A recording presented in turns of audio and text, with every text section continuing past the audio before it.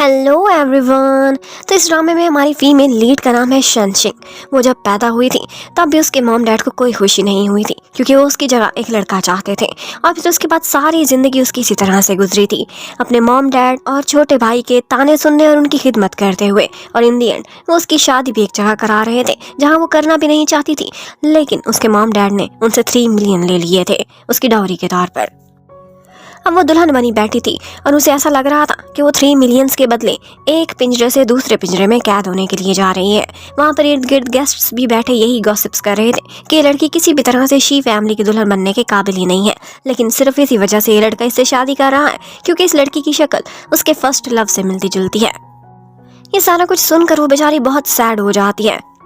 उसे ऐसे लग रहा था कि जैसे वो इस फैमिली की दुल्हन नहीं बल्कि एक मिस्ट्रेस बनकर आ रही है। और उसके सास ससुर को तो उससे सिर्फ इतना मतलब था कि वो जल्द ही अपनी कंपनी के लिए एक वारिस चाहते हैं, उन्हें पोता चाहिए था इसके थ्रू। इतने में हमारे हीरो की एंट्री होती है जिसका नाम शी लिन यांग है। शी लिन यांग यहाँ पर आते ही सारे लोगों को शांत कराता है और कहता है कि ये मेरी लाइफ है, मैं जिससे मर्जी शादी करूँ, आप लोग अपनी बकवास बंद करें। वो यहाँ पर आते ही इतना स्वीट लग रहा था और उसने आते ही शनशिंग की केयर करना भी स्टार्ट कर दी थी। उसके पैर पर चोट का निशान देखा था तो उसे बैंडेज भी लगाई थी। वो काफी खुश हो जाती है, उसे लगता है कि शायद लाइफ इतनी भी बुरी नहीं है जैसे मैंने इमेजिन की थी। और इसके साथ ही उसे कुछ फ्लैशबैक भी आते हैं। जब वो स्टूडेंट हुआ करती थी तब एक दो दफा बुली बॉयज ने उसे तंग करने की कोशिश की थी, तो यही लड़का आया था और इसने उसे प्रोटेक्ट किया था। तब से उसके माइंड में यही इमेज था कि शी लिन यांग एक अच्छा इंसान है, लेकिन शायद शी लिन यांग को उसका फेस भी नहीं याद। उसने तो बस उसे एक रैंडम सी लड़की समझकर उसे बचा लिया था। अब उसके बाद वो उसे अपने घर ले आता है। यहाँ पर शनशिंग काफी खुश नजर आ रही थी जब उसका दूल्हा उसके करीब आने की कोशिश करता है, लेकिन इसके साथ ही वो उसे रिजेक्ट कर देता है और पीछे करके कहता है कि इस फेस का क्या फायदा जब तुम्हारे जैसा इंसान इसका मालिक है। तुम्हारा फेस तो बहुत प्यारा है लेकिन तुम्हारी पर्सनालिटी नहीं। और इसके साथ ही वो उसे रिजेक्ट कर देता है और कहता है कि तुम हमेशा से हमारे घर में एक मिस्ट्रेस की हैसियत से ही रहोगी। मैंने तुम्हें दिल से कभी भी स्वीकार नहीं किया और अगर मुझसे डिवोर्स चाहती हो तो 3 मिलियन वापस कर दो। वो उसका एकदम से बदला हुआ बिहेवियर देखकर हैरान रह जाती है और उससे पूछने लगती है कि ये सब क्यों कर रहे हो, क्या सिर्फ इसी वजह से कि मेरी शक्ल तुम्हारी फर्स्ट लव से मिलती है। लेकिन फिर उसे सारी समझ आ जाती है। असल में बात यह है कि उसकी फर्स्ट लव शाशा उसे छोड़कर जा रही थी और उसके बदले उसने यही कहा था कि मैंने 3 मिलियन लिए हैं तुम्हारे पेरेंट्स से और अब मैं अब्रॉड जा रही हूँ। उसने उसे रोकने की बहुत कोशिश की थी लेकिन वो नहीं रुकी थी, उसे छोड़कर चली गई थी।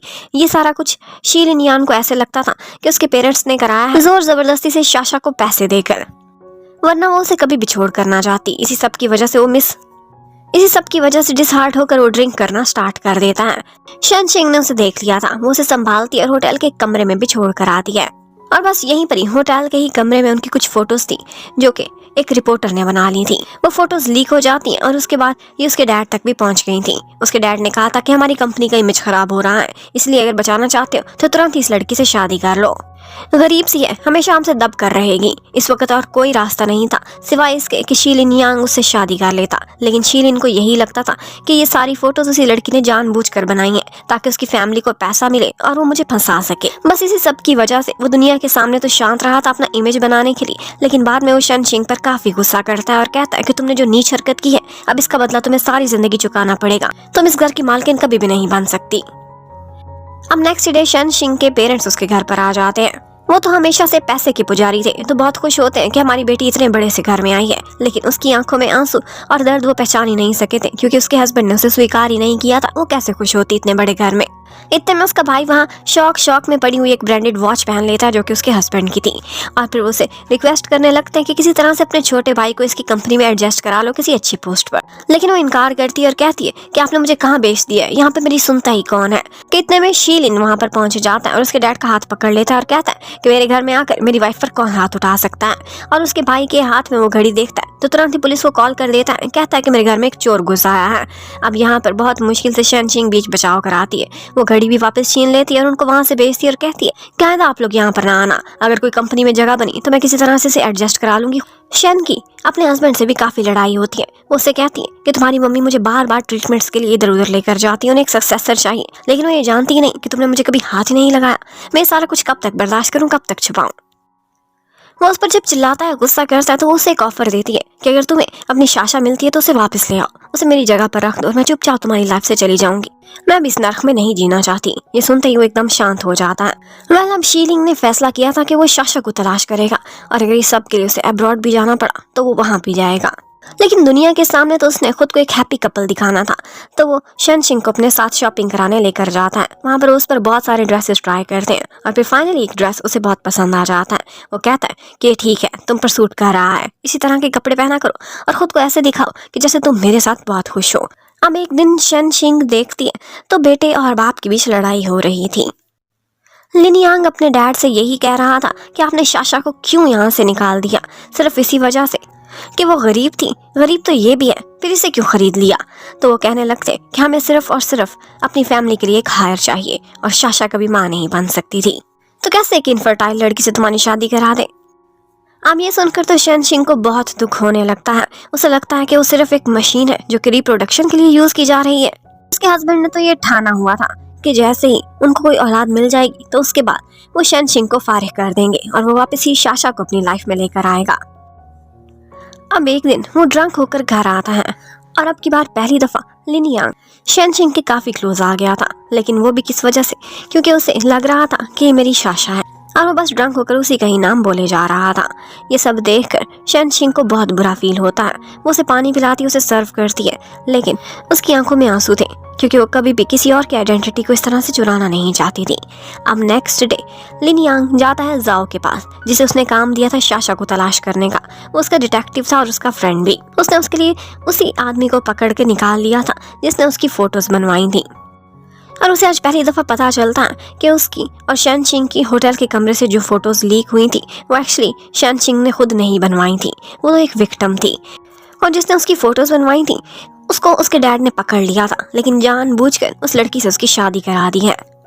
अब जब उसे रियलाइज होता है कि वो बेचारी इनोसेंट थी तो उसे बहुत बुरा फील होता है।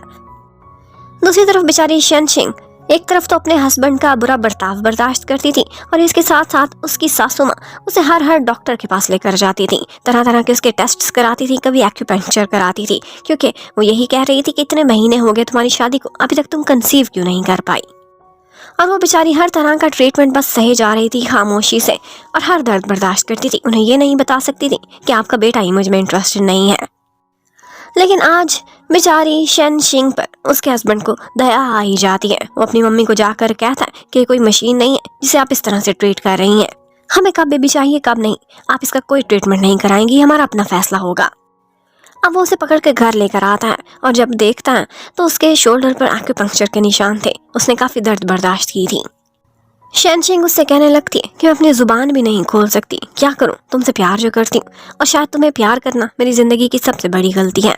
ये देखते ही वो इमोशनल हो जाता है और उसके बाद वो उसके साथ इकट्ठे टाइम स्पेंड करता है। अब थोड़े दिनों बाद हमें दिखाते हैं कि मम्मी दोबारा से उसे डॉक्टर के पास ले जाने के लिए आई हुई थी, लेकिन अब की बार वो जाने से इनकार कर देती है और कहती है कि मम्मी थोड़े दिन और वेट कर ले। एक्चुअली इसकी वजह ये थी कि अब की बार शनशिंग ने कंसीव कर लिया था, वो प्रेग्नेंट थी। डॉक्टर ने उसे ये गुड न्यूज़ दी थी, लेकिन ये बात वो पहले मम्मी को नहीं बताती, बल्कि इसी बारे में अपने हस्बैंड को गुड न्यूज़ देने के लिए वो कॉल करती है और कहती है कि आज शाम को हम डिनर पर मिलेंगे, मैंने तुम्हें कुछ खबर देनी है बहुत बड़ी। इसके साथ ही मम्मी के उस डॉक्टर से काफी अच्छे रिलेशंस थे, तो वो डॉक्टर फोन करके मम्मी को बता देती है कि आप दादी बनने वाली हैं। लिन यांग अब काफी सुधर गया था। वो आज बुके लेकर अपनी वाइफ के पास जा रहा था क्योंकि वाइफ ने अपने हाथों से उसके लिए बहुत अच्छा सा डिनर बनाया था। लेकिन यहीं पर ही जाओ आ जाता है और उसे बताने लगता है कि मैंने पता करा लिया है कि शाशा कहाँ है। शाशा अब्रॉड से वापस आ चुकी है और इस टाइम पर वो इसी शहर में है। और बस ये सुनते ही उसके अंदर का फर्स्ट लव इग्नाइट कर जाता है और वो फैसला करता है कि जिस तरह की हमारी डील हुई थी, अब मैं शाशा को इससे रिप्लेस कर लूंगा और इसे छोड़ दूंगा। वो तुरंत ही घर पहुंचता है अपने हाथ में डिवोर्स पेपर लिए हुए, जबकि शनशिंग ने उसके लिए जबरदस्त सा खाना रेडी किया हुआ था। वो जैसे ही डिवोर्स का नाम लेता है उसके हाथ से प्लेट छूट जाती है। वो बोलता है कि मुझे शाशा मिल चुकी है, अब इसी शर्त के अकॉर्डिंग तुम मुझे छोड़ दो और मेरी लाइफ से चली जाओ। और इसके साथ ही वो चुपचाप उससे डिवोर्स पेपर लेती है और पूछती है कि कहाँ साइन करने हैं, और वो साइन कर देती है। वहाँ पर साइन करते हुए शनशिंग की आंखों में आंसू थे और दर्द भी नजर आ रहा था। लगता है कि लिन यांग ने ये सब देख तो लिया था, लेकिन वो जानबूझकर ये सारा कुछ इग्नोर करता हुआ वहाँ से चला जाता है। और बस इसी के साथ ही शनशिंग की हालत बहुत बिगड़ जाती है। उसके स्टमक में पेन स्टार्ट हो गई थी और फिर वो जमीन पर गिर जाती है और गिरकर बेहोश हो जाती है। थोड़ी देर बाद उसके सास और ससुर उसके घर में आते हैं और वो जैसे ही उसे बेहोश देखते हैं तो तुरंत ही उसे हॉस्पिटल लेकर जाते हैं।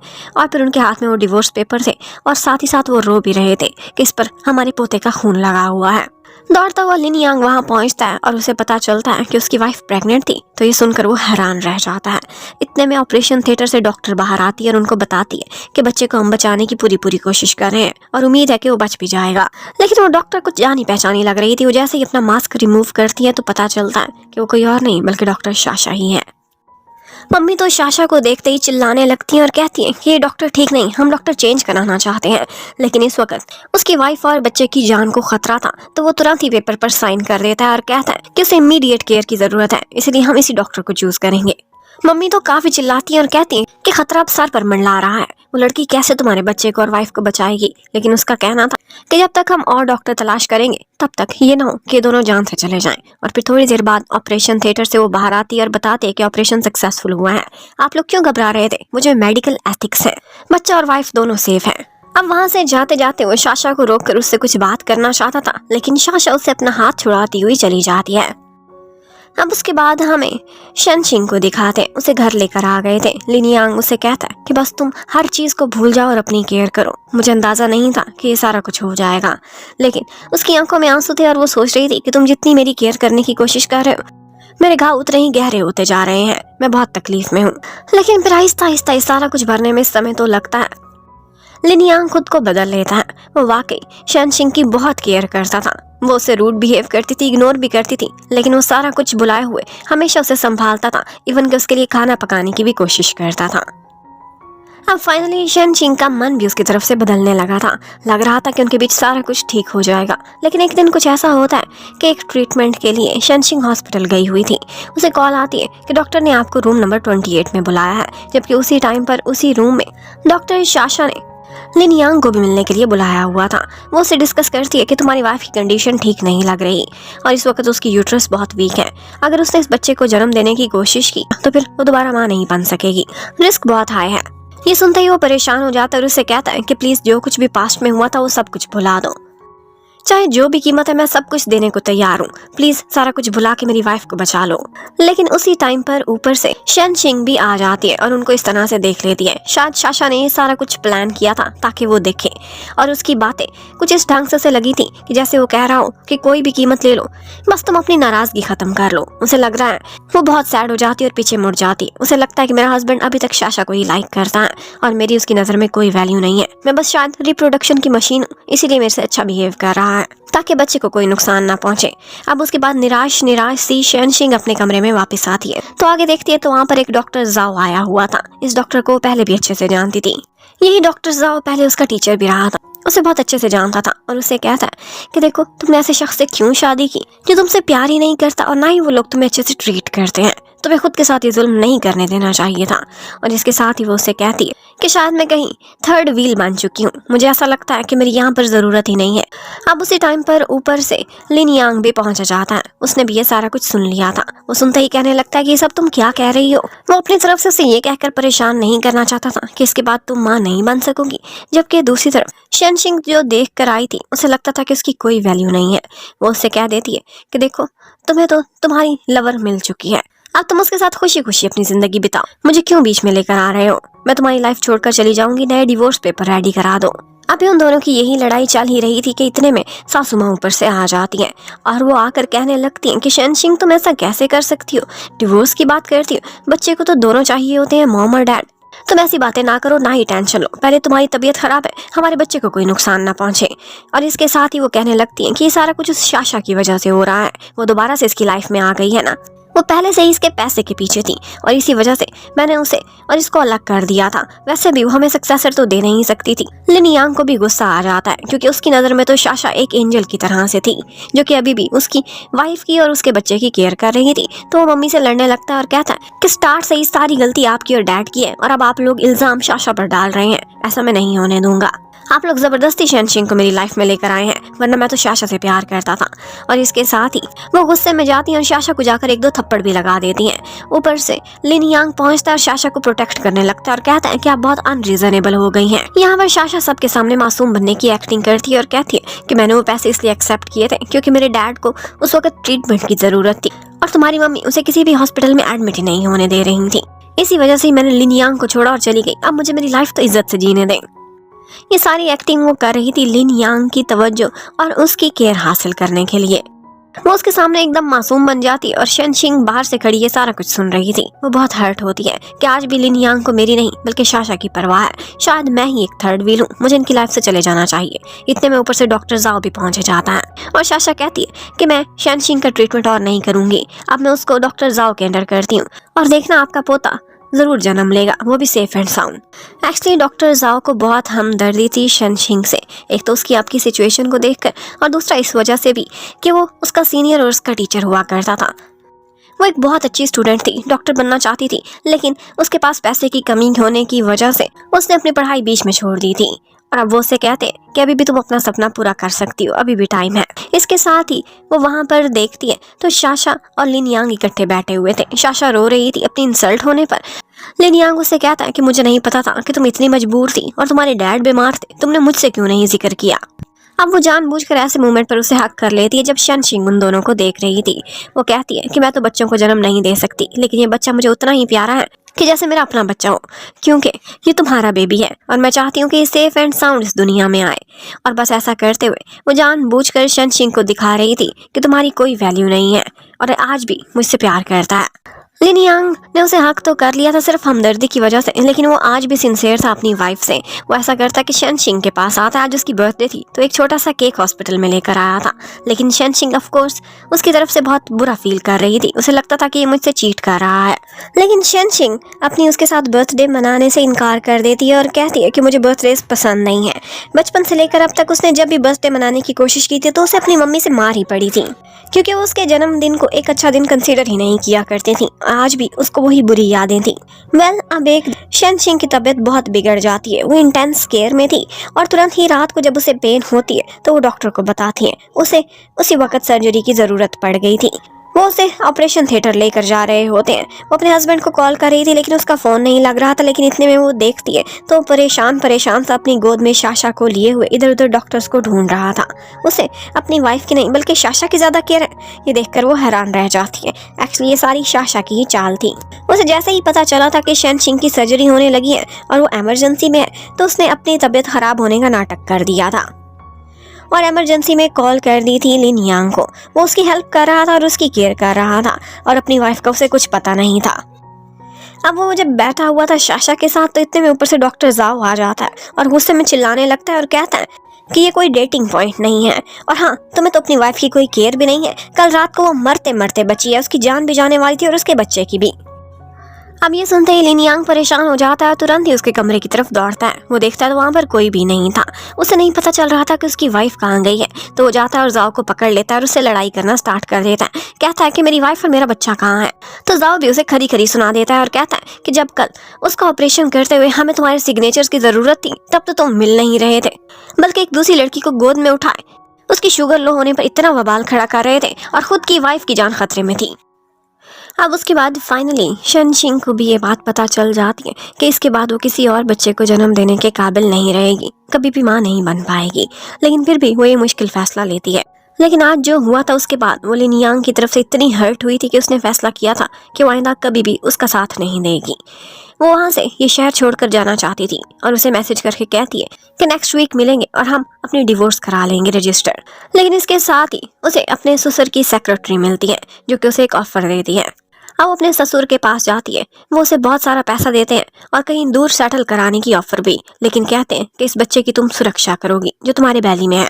अब वो ऐसा करती है कि वो घर छोड़कर चली जाती है, लेकिन जाने से पहले वो लिन यांग से कहती है कि तुम अपनी लाइफ अपनी मजे से गुजारो, मैं तुम्हारी लाइफ में कोई भी इंटरफेरेंस नहीं करूंगी। हाँ, इस बच्चे को जरूर जन्म दूंगी क्योंकि इसको एक आइडेंटिटी की जरूरत है और तुम्हारे डैड ने इसके बदले मुझे बहुत सारा पैसा दे दिया है। अब इसके बाद शाशा मिलने के लिए आती है और लिन यांग से कहने लगती है कि क्या तुम्हें पता है क्यों तुम्हारी वाइफ सडनली तुम्हें छोड़कर जा रही है, जो कि तुम्हें छोड़ना ही नहीं चाहती थी। उसकी वजह मिस्टर जाओ है। वो डॉक्टर जाओ उसको वो उसमें बहुत इंटरेस्ट शो कर रहा है और मुझे लगता है उसे तुमसे भी बेटर एक चॉइस मिल गई है। वो तुम्हें छोड़कर उसी के साथ ही जाकर मिलेगी, देख लेना। वो चोरी चोरी मिलते भी हैं दोनों। वो इस तरह की बातें कर रही थी और उसके बाद जाकर लिन यांग उसे देखता है उसे मिलने के लिए, तो वहाँ पर डॉक्टर जाओ ही था जो कि उसे ड्रॉप कर रहा था और उसे इनकरेज भी कर रहा था कि तुम अपनी पढ़ाई पर तवज्जो दो और दोबारा से एग्जाम दो। वो दोनों इकट्ठे खड़े थे और स्माइल भी कर रहे थे और यहीं पर उन्हें देख कर लिन यांग को शक होने लगता है कि वाकई इसी की वजह से मुझे छोड़कर जा रही है। और बस उनके बीच जैसे ये लड़ाई होने लगती है तो यहीं पर ही बातों बातों में लिन यांग को रियलाइज होता है कि उसने एक दफ़ा हाई स्कूल में इसे सेव भी किया था, लेकिन तब उसे ऐसा लगा था कि जैसे वो शाशा को बचा रहा है। यही उनकी पहली मुलाकात थी। लेकिन इन दोनों के फेसेस आपस में इतने मिलते जुलते थे कि वो कंफ्यूज हो जाता था। उसे लगता था कि वो शाशा के साथ टाइम बिता चुका है, 2 दफ़ा उसे बचाया था, लेकिन एक्चुअली वो शाशा नहीं बल्कि शेनचिंग थी। और इससे ये बात तो प्रूफ हो जाती है कि एक्चुअली लिन यांग का फर्स्ट लव शाशा नहीं बल्कि शेनचिंग ही थी। लेकिन बाद में शाशा उसकी लाइफ में आ गई और उसे लगता था कि यही उसका फर्स्ट लव है। अब उसके बाद शेनचिंग कहती है कि मैं ये घर छोड़कर जा रही हूँ, 9 मंथ्स बाद आकर तुम अपना बेबी लेकर चले जाना और साथ ही साथ हम डिवोर्स भी रजिस्टर करा लेंगे।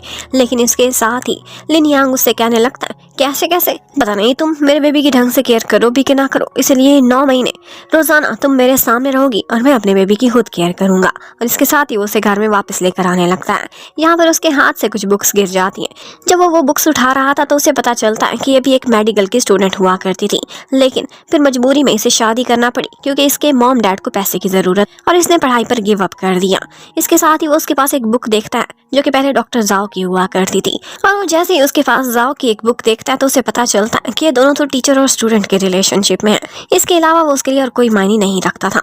ये सुनते ही वो एकदम हैरान हो जाता है और फिर उससे कहता है कि अगर तुम अपनी स्टडीज को कंटिन्यू करना चाहती हो तो मैं तुम्हारे लिए बहुत अच्छे से एक ट्यूटर भी अरेंज कर दूंगा और तुम्हारी सपोर्ट भी करूंगा ताकि तुम आगे पढ़ सको। लेकिन वो कहने लगती है कि मैं आखिर तुम्हारी लगती क्या हूँ? तो वो बोलता है कि जब तक हमारी डिवोर्स नहीं होती तब तक तुम मेरी वाइफ हो और तुम्हारी केयर करना मेरी ड्यूटी है। अब वो उसकी केयर कर रहा था और तो और उससे ये भी कह रहा था कि हम इकट्ठे शॉपिंग पर भी जाएंगे, बेबी के लिए हमें बहुत सारी चीज़ों की ज़रूरत है और तुम्हारी केयर के लिए भी। ये सुनते ही एक दफ़ा कहीं ना कहीं शेनचिंग का भी मन पिघलने लगता है क्योंकि ऑफ कोर्स वो उसे लाइक तो करती थी। तो उससे कहती है कि ठीक है, फिर कल शाम को मैं तुम्हें मॉल के बाहर मिलूंगी, इकट्ठे शॉपिंग करेंगे। अब वो मॉल के बाहर उसका वेट कर रही होती है कि इतने में लिन यांग जब आ रहा था तो रास्ते में उसे एक कॉल आती है। उसे पता चलता है कि शाशा ने बहुत ज़्यादा ड्रिंक कर लिया है और उसके पास और कोई भी नहीं है, उसे अल्कोहल पॉइजनिंग हो गई है, उसे तुरंत ही हॉस्पिटल लेकर जाना पड़ेगा उसकी जान बचाने के लिए। ये सुनते ही वो परेशान हो जाता है और मुड़ता है ताकि जाकर शाशा को हॉस्पिटल लेकर जाए। वो शेनचिंग को कॉल करके कह देता है कि आज मुझे बहुत ज़्यादा काम है, मैं नहीं आ पाऊंगा, कहीं तुम घर से निकली तो नहीं? और वो भी झूठ बोल देती है कि नहीं, अभी तो मैं घर पर ही हूँ। और इसके साथ ही वो काफ़ी ज़्यादा सैड भी हो गई थी। लेकिन थोड़ी देर बाद वो हॉस्पिटल में जाती है और वहीं पर ही उसका आमना सामना हो जाता है लिन यांग से, जो कि उस टाइम पर शाशा के ट्रीटमेंट के लिए वहाँ पर आया हुआ था। अब वो जैसे ही ये देखती है कि आज हमारे लिए इतना इम्पोर्टेंट दिन था और पहली दफ़ा हमारी दूरियां दूर होने लगी थी और फिर भी ये शाशा के लिए केयर कर रहा है, तो वो दोबारा से हर्ट हो जाती है और चुपचाप वहाँ से चली जाती है और कहती है कि मुझे कुछ भी एक्सप्लेन ना करो। अब जैसे ही वो शाशा के पास आता है तो वो उससे कहने लगती है कि तुम्हें अपनी वाइफ की और अपने बच्चे की केयर करनी चाहिए, तुम मेरी तरफ क्यों आए थे, किसी और को कह देते वो मुझे ले जाता। और साथ ही साथ फिर एक्टिंग करने लगती है और रोती है कि मैंने इसलिए ड्रिंक किया था क्योंकि मैं तुम्हें भुलाना चाहती थी, मैं तुम्हें भुला नहीं पा रही। अगर तुम्हारी शादी से पहले ही मैं किसी तरह से आ जाती तो शायद हमारी एंडिंग आज डिफरेंट होती। ये सुनते ही लिन यांग उससे कहने लगता है कि मुझे तुमसे हमदर्दी ज़रूर है क्योंकि मैंने तुम्हारे साथ समय बिताया है, लेकिन मैं तुम्हारे लिए अब कोई भी फीलिंग्स नहीं रखता, इसलिए प्लीज़ अपने दिल को संभालो और अब से हमारे रास्ते अलग हो चुके। उसे ये कहते ही वो तुरंत ही घर की तरफ दौड़ता है और फिर जाकर शेनचिंग से मिलता है और उससे कहता है कि मुझसे दूर होने की कोशिश कर रही हो, इतनी बड़ी सजा देने से पहले एक दफ़ा मेरी एक्सप्लेनेशन तो सुन लो। और वो उससे कहने लगता है कि मैंने तुमसे झूठ इस वजह से बोला था क्योंकि मैं नहीं चाहता था कि तुम मेरे और शाशा के बारे में कुछ गलत सोचो, मैं सिर्फ उससे हमदर्दी रखता हूँ, कोई फीलिंग्स नहीं। और फिर इसके साथ ही वो उससे कहने लगता है कि प्लीज़ तुम मुझसे नाराज़ ना हो। लेकिन वो कहती है कि तुम अगर शाशा से हमदर्दी रखते हो तो ठीक है, फिर डॉक्टर जाओ से मैं हमदर्दियाँ रखती हूँ।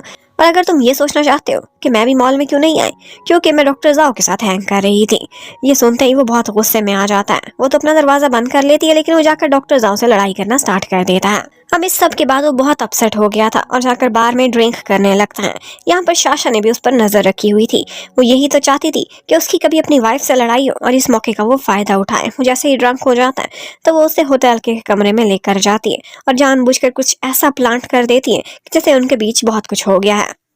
और वो जानबूझकर वहीं पर ही शेनचिंग को भी बुला लेती है ताकि वो ये सारा सीन देख सके। ये सारा कुछ उसने लिन यांग के उठने से पहले ही कर दिया था। अब जैसे ही शेनचिंग वहाँ पर पहुँचती है, उन दोनों को इस हालत में देखती है तो फिर बहुत गुस्सा करती है। लिन यांग उसके पीछे पीछे दौड़ता है, उसे समझाता है कि ऐसा कुछ भी नहीं हुआ, ये सिर्फ एक कन्फ्यूजन है, लेकिन वो कहाँ उसकी एक भी सुनती है। वो गुस्से में वहाँ से चली जाती है। अब उसके बाद लिन यांग शाशा से भी लड़ता है और उससे कहता है कि सारा कुछ तुमने खुद प्लांट किया है ना, वरना इतना मुझे अच्छे से याद है, इतना मैं होश में था कि हमारे बीच कुछ भी नहीं हुआ। ये तुम इसीलिए कर रही हो ना ताकि मैं और शेनशिंग अलग हो जाएं, लेकिन तुम्हारा ये सपना पूरा नहीं होने दूंगा। शाशा भी उसे कहने लगती है कि तुम क्यों इसकी इतनी परवाह कर रहे हो, पता तो है कि इसका डॉक्टर जाओ से रिलेशन है और ये उसी की होकर रहेगी, लेकिन वो उसकी एक भी नहीं सुनता। अब उसके बाद शेनशिंग बहुत सैड हो जाती है। नेक्स्ट डे वो हॉस्पिटल में चेकअप के लिए गई हुई थी तो अकेली बैठी थी। शाशा आकर उसे बहुत बातें लगाती है और कहती है कितने सारे लोग हैं, ना तो तुम्हारे सास ससुर तुम्हारे साथ आए ना ही तुम्हारा हस्बैंड, लगता है कोई तुम्हें वैल्यू नहीं देता। लेकिन इतने में ही ऊपर से उसकी सास आ जाती जो कि शाशा को डांट कर वहाँ से भगा देती है और कहती है कि हम सारे लोग हैं ना और हमें हमारा पोता बहुत प्यारा है। और फिर थोड़ी ही देर में वहाँ पर लिन यांग भी पहुँच जाता है, जिससे मम्मी से काफी डांट पड़ती है कि तुम यहाँ पर लेट क्यों पहुँचे हो। लिन यांग काफी शर्मिंदा था, लेकिन वो वाकई शेनशिंग की और उसके बेबी की केयर करना चाहता था। लेकिन इतने में ऊपर से यहाँ पर मिस्टर जाओ भी पहुँच जाते हैं और डॉक्टर जाओ उसने पहले भी लिन यांग से मार खाई थी तो उसे उस पर काफी गुस्सा था। अब वो उसे कहने लगता है कि तुम इसे केयर करने क्यों आए हो जब दूसरों से इसके नाम पर लड़ाई भी करते हो। तो लिन यांग उससे कहता है कि तुम्हें कोई परवाह नहीं, जिस लड़की को तुम पसंद करते हो वो किसी और के बच्चे की माँ बनने वाली है। लेकिन वो कहता है हाँ मुझे कोई फर्क नहीं पड़ता, और ये कहता हुआ वो शेनशिंग को अपने साथ लेकर चला जाता है। शेनशिंग भी जानबूझकर ये सारा कुछ करती है क्योंकि उसे लिन यांग पर गुस्सा था और लगता था कि उसने शाशा के साथ समय बिताया है। अब वो उसे गाड़ी में उसके घर तक ड्रॉप करने के लिए जा रहा था, लेकिन इतने में वो सारा रास्ता नोटिस करती है कि पीछे से लिन यांग गाड़ी में उसे फॉलो करता जा रहा है। वो उसे देखकर सोच रही थी कि मुझसे प्यार नहीं करता तो फिर मुझे छोड़ क्यों नहीं देता। जबकि उधर मम्मी को तो शाशा पर बहुत गुस्सा था। वो जानबूझकर शाशा को फॉलो कर रही थी, लेकिन शाशा भी बहुत चालाक थी, उसे पता था कि मेरे पीछे कौन आ रहा है। शाशा भी जानबूझकर उसी घर पर आती है जो कि लिन यांग का था। एक्चुअली वो होटल में नहीं, कल उसे घर पर ही छोड़ने के लिए आई थी। यहाँ पर उसने जानबूझकर अपना कार्ड छोड़ दिया था। वो जैसे ही वो कार्ड उठा रही होती है तो मम्मी आकर उसे पकड़ लेती है और उसकी मम्मी से लड़ाई होती है। मम्मी उसे धक्का देती है और बस उसका सर जाकर टेबल के कॉर्नर में लगा था। उसी टाइम पर हमें हमारे मेन कपल को दिखाते हैं। लिन यांग आता है और आकर शेनशिंग को मनाने की कोशिश करता है और उससे कहता है कि एक्चुअली हमेशा से तुम ही मेरा फर्स्ट लव रही थी। तुम्हें मैंने एक दफ़ा बुली बॉय से बचाया था और एक दफ़ा एक प्रोफेसर से। एक्चुअली मैं तुमसे ही प्यार करता था, लेकिन शाशा फिर मेरी लाइफ में आ गई क्योंकि मैंने उसे तुम्हें समझ लिया था। और अब जो हरकत शाशा ने की है उसके बाद मैं उसे कभी माफ़ नहीं कर सकता। वो इस काबिल नहीं है कि उससे प्यार किया जाए। मुझे प्राउड है कि तुम ही मेरा फर्स्ट लव हो और मेरी पत्नी भी। मैं अब तुम्हारे साथ ही सारी ज़िंदगी गुजारना चाहता हूँ। आई स्वेयर मेरे और शाशा के बीच कल कुछ भी नहीं हुआ था।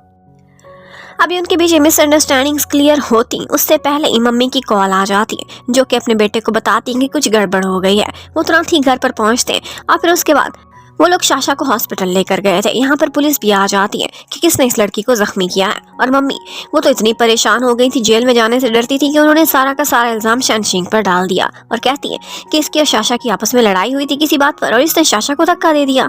एक तरफ लिन यांग था जो अपनी वाइफ को बचाने की कोशिश कर रहा था, जबकि ऊपर से डैड भी आ जाते हैं और वो अपनी वाइफ को बचाने की कोशिश कर रहे थे।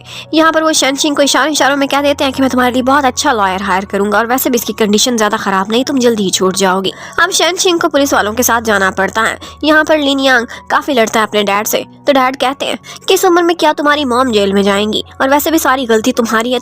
तुम केयरफुल रहते तो शाशा ये चाल ना चलती और आज तुम्हारे घर में भी एंटर ना होती, ना ही एक्सीडेंट होता। और फिर उसके बाद शाशा भी जैसे ही होश में आती है वो पुलिस को यही स्टेटमेंट देती है कि मुझे शेनशिंग ने धक्का दिया था। वो एक्चुअली बहुत डरती थी कि उसका हस्बैंड उसे मेरी वजह से छोड़ देगा क्योंकि वो मुझसे प्यार करता है। और उसकी ये स्टेटमेंट के बाद लिन यांग उससे काफ़ी लड़ता है और कहता है कि मुझे पहले तुमसे हमदर्दी थी और एक फीलिंग थी कि तुम्हारा और मेरा कभी रिश्ता हुआ करता था, वो भी खत्म हो गया। लेकिन शाशा ने भी उसे ब्लैकमेल करने का सोचा हुआ था क्योंकि उसे पता चल चुका था कि शेनशिंग से बहुत प्यार करता है और उसकी और अपने बच्चे की बहुत केयर करता है। वो कहती है कि वो पुलिस स्टेशन में है, मैं उसे छुड़वा सकती हूँ, सिर्फ मैं, और हाँ ये मैं इस शर्त पर करूंगी कि अगर तुम उसे छोड़ मेरी केयर करना स्टार्ट कर दो। अब जब तक मैं हॉस्पिटल में हूँ मुझे फ्रूट्स खाना बहुत पसंद है, आओ और मुझे सर्व करो। अब वो उसकी ये शर्त मान जाता है। जिस टाइम पर वो उसकी केयर कर रहा था तो उसी टाइम पर ऊपर से छूटकर शेनशिंग भी हॉस्पिटल में आती है और जैसे ही देखती है कि उसका हस्बैंड शाशा की केयर कर रहा है इस टाइम पर, तो वो दोबारा से हर्ट हो जाती है। उसे बहुत मिसअंडरस्टैंडिंग हो गई थी और वो गुस्से में वहाँ से चली जाती है अपने हस्बैंड से नाराज होकर। अब लिन यांग उसके पीछे पीछे आता है और उससे कहता है कि तुम्हें कोई मिसअंडरस्टैंडिंग हो गई है, और इसके साथ ही वो घर पर ले जाकर उसके लिए खाना भी बनाता है और उससे कहता है कि अब से तुम्हें खाने की फिक्र करने की कोई ज़रूरत नहीं, मैं हेल्दी मील खुद तुम्हारे लिए प्रिपेयर किया करूँगा। लेकिन वो कहती है कि अगर मैं तुम्हारी शक्ल ही ना देखना चाहूँ तो वो कहता है ठीक है, फिर मैं किसी के हाथ में डिलीवर कर दिया करूँगा, लेकिन प्लीज़ अपनी हेल्थ की केयर करो। अब ये सब देखने के बाद शनशिंग को बहुत बुरा फील होता है और वो सोचती है कि किस तरह के लोग हैं और किस तरह की फैमिली है। क्या मेरा बच्चा इन सब के बीच पड़ा होगा? इससे तो बेहतर है कि वो इस दुनिया में ही ना आता, वो भी इसी जैसा बन जाएगा। अब शनशिंग ने फैसला किया था कि वो ये शहर छोड़कर ही चली जाएगी, लेकिन अब कुछ ऐसा हो जाता है कि एक पेशेंट की फैमिली थी जिसको डॉक्टर शाशा पर गुस्सा था, वो उस पर अटैक करता है। लेकिन फिर शनशिंग को देखकर उसे लगता है कि यही शाशा है, वो उस पर अटैक करने ही वाला था कि इतने में आगे से लिन यांग आ जाता है जो कि खुद जख्मी हो जाता है और शनशिंग को बचा लेता है। अब उसकी जान खतरे में थी, लेकिन फाइनली वो होश में आ जाता है और बिल्कुल ठीक ठाक था। यहाँ पर वो शनशिंग से कहता है कि तुम ही मेरा पहला प्यार हो और तुम्हें बचाने के लिए अगर मुझे खुद की जान की भी कीमत देनी पड़े तो मैं देने के लिए तैयार हूँ। अब शाशा काफी गुस्से में आ जाती है, इतना कुछ करने के बाद वो फिर से एक हो रहे थे, ये वो कैसे बर्दाश्त कर सकती थी। तो अब शाशा भी उसके खिलाफ प्लानिंग करना स्टार्ट कर देती है और इसके साथ ही हमें ये भी दिखाते हैं कि शनशिंग के पास लिन युआन आता है और उससे कहता है कि शाशा के साथ और उसके पेरेंट्स के साथ मेरी फैमिली ने बहुत बुरा किया था, ये तो सच है और उसको मैं बहुत कुछ ओ भी करता हूँ, लेकिन ये भी हकीकत है कि प्यार सिर्फ मैं तुमसे ही करता हूँ और मैं तुम्हारे साथ हमेशा रहना चाहता हूँ। अब जवाब में शनशिंग भी उससे कह देती है कि ठीक है, फिर डिवोर्स में कभी मेंशन भी नहीं करूंगी, अगर तुम करना चाहो तो बेशक कर लेना। अब ये सुनते ही वो खुश हो जाता है, इसका मतलब है कि उसकी वाइफ हमेशा उसके साथ ही रहना चाहती है। लेकिन शनशिंग ने साफ इनकार कर दिया था कि जहाँ फैमिली हाउस में तुम रहते हो वहाँ पर तो मैं नहीं आने वाली, मैं अपने छोटे से फ्लैट में ही रहूंगी। तो लिन युआन ऐसा करता है कि अपना बड़ा सा घर छोड़कर उसके छोटे से फ्लैट में आ जाता है। यहाँ पर वो कहने लगती है कि तुम्हारी केयर तो मैं बिल्कुल ही नहीं कर पाऊंगी क्योंकि मुझे एक्सट्रीम मॉर्निंग सिकनेस होती है आजकल। तो वो भी अपना सूटकेस खोलकर उसे दिखाता है, तो उसमें सिर्फ और सिर्फ वेजिटेबल्स ही भरी हुई थी। वो उसके लिए खाना प्रिपेयर करता है, बहुत सारी डिशेस प्रिपेयर करता है, तो बहुत मुश्किल से उसे एक पसंद आती है जिसकी उसे बहुत क्रेविंग्स हो रही थी। वो उसके साथ बहुत सिंसियर था और हर तरह से उसके साथ किए हुए बुरे बर्ताव को अब कॉम्पनसेट करना चाहता था। लेकिन उधर शाशा ने अपनी तरफ से चालें चलना स्टार्ट कर दी थी। वो ऐसा करती है कि लिन युआन के डैड के पास जाती है और उससे कहती है कि आपको तो अपना पोता चाहिए था ना, आपको इतना बता दूं कि इस वक्त शनशिंग जिसको जन्म देने वाली है वो एक गर्ल है। उसने हॉस्पिटल में से चुरा कर उनको रिपोर्ट्स भी दिखा दी थी। इसी बात की वजह से डैड बहुत अपसेट हो जाते हैं और शनशिंग को अपने पास मिलने के लिए बुलाते हैं। वो उससे कहते हैं कि हमने 2 साल के करीब वेट किया है और उसके बाद अब क्या मिलेगा, एक पोती? हमें ये नहीं चाहिए। मुझे तो लगता है कि तुम सूटेबल ही नहीं हो मेरे बेटे के लिए, तुम उसकी लाइफ छोड़ दो और हम किसी और को अपनी बहू बनाना चाहते हैं। वो इतनी बुरी बुरी बातें शनशिंग से कर रहे थे कि इतने में ऊपर से लिन युआन भी आ जाता है और वो अपने डैड से लड़ाई करना स्टार्ट कर देता है। डैड उसे कहते हैं कि ठीक है, सबसे ज्यादा शेयर्स तो मेरे नाम पर है। तो डैड उसे धमकाने लगते हैं और कहते हैं कि मैं तुम्हें कंपनी से बेदखल कर दूंगा, तुम सुधर जाओ, मेरी बातें मानो, वरना तुम्हें एक फूटी कौड़ी भी नहीं मिलेगी। लेकिन लिन युआन यहाँ पर शनशिंग को ही चूज करता है और कहता है कि मैं अपनी वाइफ के साथ रहना चाहता हूँ। अब ये सुनते ही डैड की हालत बिगड़ जाती है। थोड़ी देर बाद वो सारे हॉस्पिटल में खड़े हुए थे, उन्हें हार्ट अटैक हो गया था और यहाँ पर मम्मी ने तो खूब शोर मचाया हुआ था और वो कहती है कि शनशिंग की वजह से ही हुआ है, इसे नहीं कोई बदतमीजी की होगी जिसको इसके डैड ने दिल पर ले लिया है, मेरा बेटा इसी लड़की की वजह से बागी हुआ है। और वो इतना चिल्लाती हैं और उसे कहती हैं कि तुम हॉस्पिटल में नहीं रह सकती, तुम यहाँ से चली जाओ। अब शनशिंग उनको शांत कराने के लिए लिन युआन से कहती है कि तुम्हारे डैड हैं, तुम यहाँ पर ठहरो, मैं टैक्सी लेकर घर जा रही हूँ, और ये कहते हुए वहाँ से चली जाती है। इतने में लिन युआन को कुछ रिपोर्ट्स मिलती हैं जिसके थ्रू उसे पता चलता है कि एक्चुअली शाशा के पेरेंट्स के साथ उसके पेरेंट्स ने बहुत बुरा बर्ताव किया था। पहले तो उनके सारे बिजनेस को तबाह कर दिया और उसके बाद इन दी एंड उनकी जान भी चली गई थी। अगर ये कहा जाए कि उसके पेरेंट्स ही शाशा के पेरेंट्स के मर्डरर हैं तो ये गलत नहीं होगा। और बस इसी वजह से शाशा इतने अरसे से बदला लेने की तलाश में थी। वो ऐसा करती है कि चोरी चोरी उस कमरे में जाती है जहाँ पर डैड एडमिट थे और उनको एक गलत इंजेक्शन लगा देती है, जिसके बाद ऑफ कोर्स उसके डैड की मौत का बदला तो अब लिन युआन के डैड की मौत की शक्ल में पूरा होने वाला है। दूसरी तरफ वो टैक्सी जिसमें शनशिंग जा रही थी, उसके ड्राइवर को उसने पहले ही खरीदा हुआ था और वो उसे कहती है कि तुम जानबूझकर एक एक्सीडेंट कर लेना और इस तरह से करना कि इस लड़की को बहुत नुकसान पहुंचे। और इन दी एंड बेचारी शनशिंग भी हॉस्पिटल में ही एडमिट हो जाती है। अब एक तरफ मम्मी को डाउट था कि शाशा ने उनके हस्बैंड के साथ कुछ गलत किया है, तो वो शाशा को पकड़ लेती हैं और उसकी गर्दन पर नाइफ रख देती हैं। वो कहती हैं कि मैं इसे मार कर ही छोड़ूंगी। यहाँ पर शाशा सबके सामने इनोसेंट बन जाती है और इन दी एंड मम्मी ही पकड़ी जाती हैं। और बेचारी शनशिंग वो जब तक उठती है तो पता चलता है कि वो तो सेफ है, लेकिन उसका बेबी नहीं बच पाया। ये सुनते ही वो बहुत सैड हो जाती है। और दूसरी तरफ लिन युआन का भी बहुत बुरा हाल था। वो सोचने लगता है एक और ही ढंग से। वो यही ख्याल कर रहा था कि उसकी फैमिली इस काबिल ही नहीं है कि उनके साथ शनशिंग जैसी अच्छी लड़की रहे। वो एक अच्छी फैमिली और अच्छे लोगों को डिजर्व करती है। अगर वो उसके साथ रही तो साशा और उसकी मम्मी उसकी लाइफ को नर्क बना देंगे। तो अब वो एक मुश्किल फैसला लेता है। ऐसा करता है कि साशा के पास जाता है और उससे कहता है कि तुम्हारे साथ जो जो कुछ भी बुरा हुआ है उसका कंपनसेट करने के लिए मैं रेडी हूँ। वो कहती है ठीक है फिर तुम मुझसे शादी कर लो, और ये सुनते ही वो राजी हो जाता है। अब उसके बाद वो डॉक्टर जाओ के थ्रू डिवोर्स पेपर भिजवा देता है शनशिंग को, और उससे साथ में सॉरी भी करता है कि मैं तुम्हारे काबिल नहीं था। अब वो कहती है कि अगर डिवोर्स चाहिए तो मिलो मुझसे आके पर्सनली। अब वो उससे मिलने के लिए आता है। एक्चुअली लिन युआन को बहुत दुख था। जब से शनशिंग उसकी लाइफ में आई थी, शनशिंग ने बेचारी ने सफर ही किया था, और इन दी एंड उसे इतना बड़ा लॉस हुआ था, उसने अपने बेबी को खो दिया था। और इतना कुछ होने के बावजूद भी उसके घर में कोई इज्जत नहीं थी। उसे 3 मिलियन में खरीदी हुई एक चीज ही समझा जाता था। वो सोचता है कि अगर मैं इसे रिस्पेक्ट नहीं दे सकता तो इसे छोड़ देना ही बेहतर है। इसका फ्यूचर बहुत ब्राइट होने वाला है, क्योंकि वो एक ब्रिलियंट स्टूडेंट थी। लेकिन वो ऐसी कोई भी बात उसके सामने नहीं करता, और इन दी एंड शनशिंग उन पेपर्स पर साइन कर देती है। पर वो बिल्कुल शांत रहती है, उसे कुछ भी नहीं कहती। वो उसे बहुत कहता है कि तुम मुझे गालियां दो, मुझे बुरा भला कहो, मुझे कोई बद्दुआ ही दे दो, लेकिन वो कहती है कि अब से तुम्हारे और मेरे रास्ते अलग। मैं तुम्हें यही विश करूंगी कि तुम हमेशा खुश रहो, और मैं पछताती नहीं हूँ कि मैंने तुमसे बहुत प्यार किया था। और फिर इन दी एंड शनशिंग जाने से पहले एक मुलाकात उससे आखिरी करती है, और वहाँ पर उसने उसके लिए एक गिफ्ट भी प्रिपेयर किया हुआ था, और वो उसे कहती है कि इसे अपना वेडिंग गिफ्ट ही समझ लेना। और साथ ही साथ वो उसे ये भी कह रही थी कि मुझे एलिमनी में ये स्टॉक नहीं चाहिए जो तुम मुझे देना चाहते हो। उसने अपनी कंपनी के 5% शेयर्स उसे दिए थे। पर फिर भी लिन युआन उससे कहता है कि प्लीज तुम ये रख लो, वरना मुझे बहुत गिल्टी फील होता रहेगा। अब इस सब के बाद वो उस पर चोरी चोरी नजर रखता है और देखता है कि डॉक्टर जाओ है जो उसे केयरफुली हॉस्पिटल से वापस उसके घर तक ड्रॉप कर रहा है। और इसके साथ साथ उसने ये भी फैसला किया था कि अब वो बीजिंग चली जाएगी और अपनी पढ़ाई को कंटिन्यू करेगी। जबकि उसके घर पर अब साशा शिफ्ट हो चुकी थी, और वहाँ पर वो उसकी मम्मी के साथ जानवरों से भी बुरा सलूक करती थी। खाना खा रही होती थी तो उनके सामने से खाना भी गिरा देती थी, और उन्हें 100 बातें भी सुनाती थी। अब मम्मी को एहसास होता है कि जिसे वो एक खरीदी हुई चीज समझते थे, वो शनशिंग उनको कितनी रिस्पेक्ट देती थी। लेकिन साशा भी अपनी जगह ठीक थी, क्योंकि वो इन सारों को दोषी मानती थी अपने पेरेंट्स की डेथ का। अब एक दिन घर पर बैठे हुए साशा और मम्मी की काफी लड़ाई हो जाती है। यहाँ पर साशा एक्टिंग करने लगती है और एक ग्लास तोड़कर खुद को ही जख्मी कर लेती है, और कहती है कि तुम्हारी मम्मी ने मुझे मारने की कोशिश की है, जिस तरह से मेरे पेरेंट्स को पहले मारा था। अब ऊपर से लिन युआन भी आ जाता है, और इन दी एंड वो अपनी मम्मी को ही समझाने की कोशिश करता है। कहता है कि आपने बहुत सारी गलतियां की हैं, और कितनी ज्यादतियां आपने शनशिंग के साथ भी की थी।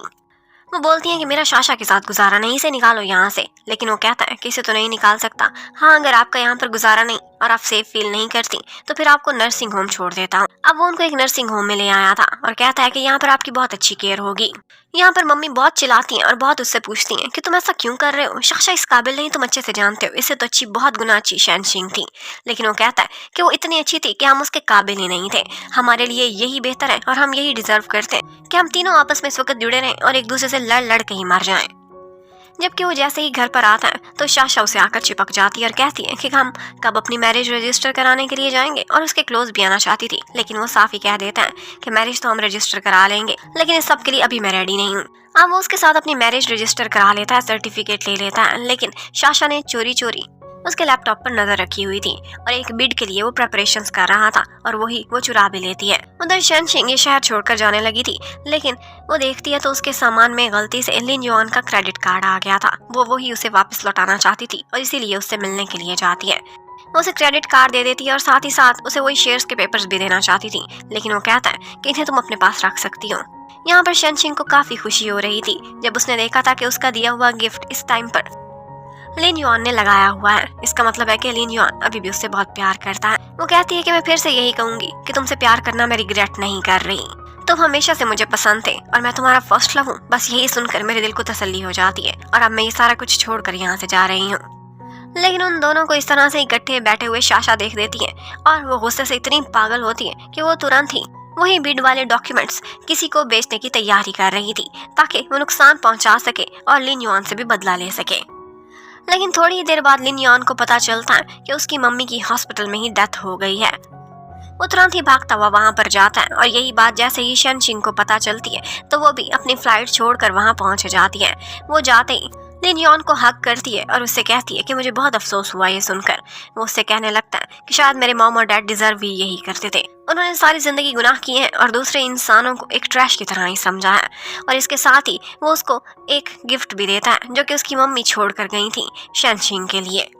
अब शनशिंग घर जाकर देखती है तो अपेरेंटली उसमें कुछ ज्वेलरी पड़ी हुई थी, लेकिन उसके नीचे उन्होंने एक फ्लैश ड्राइव भी छुपाई हुई थी। वो वही लगाकर सुनती है तो पता चलता है कि मम्मी ने वो सारा कुछ रिकॉर्ड कर लिया था, जिसमें लिन यॉन कह रहा था कि वो शनशिंग से इतना प्यार करता है कि उसकी जिंदगी में आना ही नहीं चाहता और वो एक बेटर लाइफ डिजर्व करती है, ना कि उन जैसे फिल्दी लोग। और तो और मम्मी ने एक वीडियो में उसे सॉरी भी की थी और उससे माफी भी मांगी थी और कहा था कि अगर मैं इस दुनिया से चली जाऊं तो प्लीज शाशा के हाथों मेरे बेटे को सफर ना होने देना।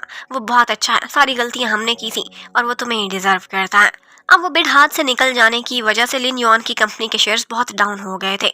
अब जैसे ही शाशा देखती है कि ये इतना पावरफुल नहीं रहा और इसके साथ रहने का कोई फायदा नहीं है, तो वो कहती है कि मैं तुमसे डिवोर्स लेना चाहती हूँ। और वो भी कहता है ठीक है फिर ले लो बेशक, मेरे साथ आखिरी ड्रिंक तो कर लो। और फिर उसे ड्रिंक करा देता है। वो जैसे ही ज्यादा टून हो जाती है तो उसका फोन खोलकर वो उससे बहुत सारे सबूत हासिल कर लेता है और उसे पता चल जाता है कि उस टैक्सी वाले को भी इसी ने हायर किया था और इसके साथ साथ मेरे बिड के डॉक्यूमेंट्स भी इसी ने ही लीक किए थे। ये सारे सबूत वो इकट्ठे कर लेता है और फिर उसके बाद नेक्स्ट ही डे जाकर वो उससे डिवोर्स ले लेता है।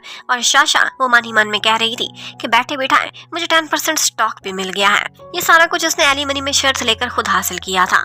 अब उसके बाद बोर्ड ऑफ डायरेक्टर्स की मीटिंग होती है। यहाँ पर लिन यॉन को सारे लोग बहुत बातें सुनाते हैं और कहते हैं कि तुम्हारे डैड की डेथ के बाद तुम कंपनी ठीक से संभाल नहीं सके, लेकिन उसका कहना था कि उतार चढ़ाव होते रहते हैं और हर चीज बिल्कुल नॉर्मल हो जाएगी। लेकिन यहाँ पर एक मिस्टर जैन बैठे हुए थे। वो कहते हैं कि अब तुम इस कंपनी के सीईओ नहीं रहे, क्योंकि शाशा ने अपने 10% शेयर्स मुझे दे दिए और तुमसे ज्यादा शेयर्स अब मेरे पास हो चुके हैं। शाशा ने इतनी बुरी हरकत की थी कि उसे उसकी अपनी फैमिली की कंपनी से ही अब बेदखल करना चाहती थी, लेकिन इतने में ऊपर से कोई उसे बचाने के लिए आ जाता है और वो थी शनशिंग, जो कि अपने हिस्से के 5% शेयर्स आकर लिन यॉन को दे देती है और कहती है कि दोबारा से आपसे ज्यादा शेयर्स रखता है और यही मोस्ट पावरफुल है।